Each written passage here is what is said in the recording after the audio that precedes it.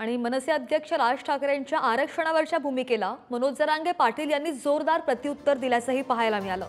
एसीमध्ये बसणाऱ्यांना गरज कळणार नाही, आम्हाला आरक्षणाची गरज आहे आणि महाराष्ट्रामध्ये आरक्षणाची गरज नाही, राज ठाकरेंनी असं वक्तव्य केलं होतं। त्यावर जरांगेंनी ही प्रतिक्रिया दिली आहे। तुम्हाला कदाचित आठवत असेल तर 2006 साली मी पक्षाची स्थापना केली आणि 2006 सालापासून आजपर्यंत आमची भूमिका सुरुवातीपासून एकच राहिलेली आहे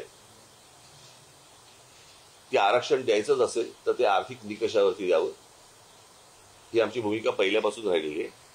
आणि त्याच्या उपर माझं असं म्हणणं आहे की महाराष्ट्राला खरं तर आरक्षणाची गरजच नाहीये।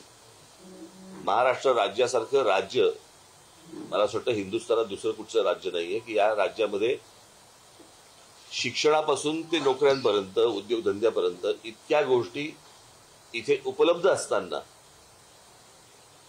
बाहेरच्या राज्यांमधल्या लोकांना इथे सगळ्या गोष्टी मिळतात, पण आमच्या मुलींना इथे त्या गोष्टी मिळत नाहीत।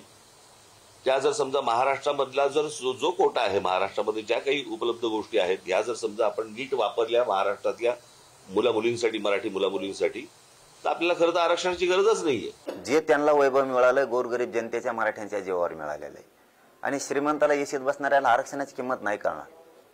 ही झळ गोरगरीब जनतेला बसलेली, त्यांच्या भावना फक्त एकदा जाणून घ्या आणि मग म्हणा तुम्ही मराठ्यांना किंवा महाराष्ट्राला आरक्षणाची गरज नाही। एकदा त्यांच्या घरी जाऊन विचारा, विद्यार्थ्यांना विचारा, विद्यार्थ्यांना विचारा, तुला आरक्षणाची गरज आहे का?